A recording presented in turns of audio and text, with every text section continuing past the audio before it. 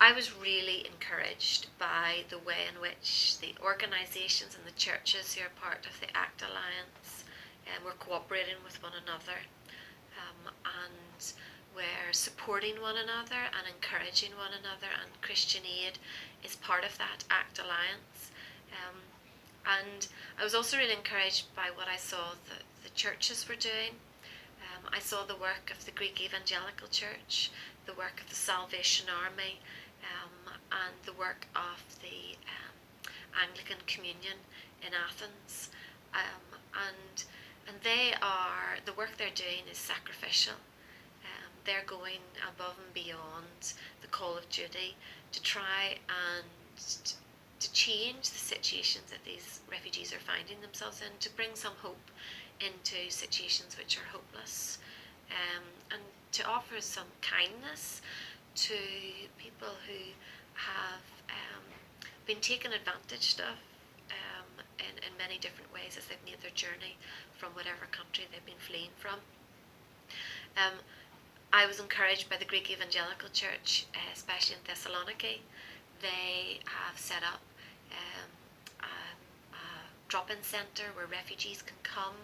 They can have food handouts daily. They can have a shower. They can come in and have a cup of coffee and meet people and not feel threatened and feel safe. The Greek Evangelical Church has even built accommodation for some of these refugees, recognising that they're going to be in Greece longer than what they had originally anticipated. And so that's another example of just sacrificial generosity and the compassion that people are showing. And the Greek people themselves, they talked about how we share our poverty. I mean, I was really humbled by that expression, that they are reaching out to these refugees, but reaching out with what little they have. But even that little makes a difference to refugees who are coming with maybe just the very clothes on their back, and have left all their belongings, all their possessions, all of their future behind them.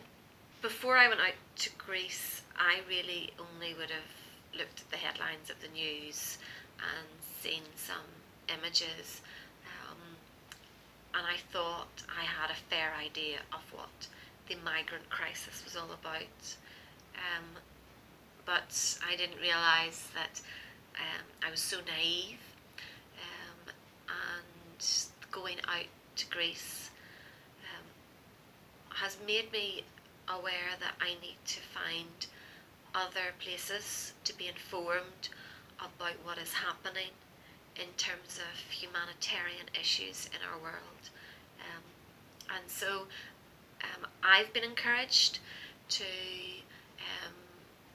look on the Christian Aid website and be informed through it, because Christian Aid has partners on the ground who are keeping through the website people informed about what's happening. I'm been encouraged to keep reading what's on the website Focus on Refugees, which is updating nearly daily on the changing situation for refugees in Greece, and as well as in Lebanon and Jordan and Turkey. So in that respect, I've encouraged you to just not read the headlines of the newspapers or on your app, but to actually explore more of and be informed, and to support the work of Christian Aid, and specifically the work that they're doing, trying to help refugees primarily through the ACT Alliance, and the work that they are doing, can I encourage you, is making a difference. One by one, refugee by refugee, they are making a difference. But your donations, your support, your voice is really important to back what Christian Aid are trying to do, to give these people who we call refugees hope and dignity, and to show them some compassion in a situation that could be very easily be one of us, or could be our children, or could be our grandchildren. These refugees never imagined this scenario would come about, that they would be across the waters and with nothing on them other than the clothes on their back.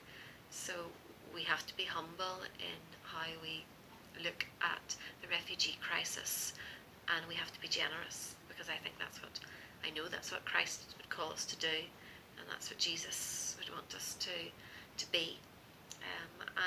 And so therefore, if at all possible, to support the work of Christian Aid.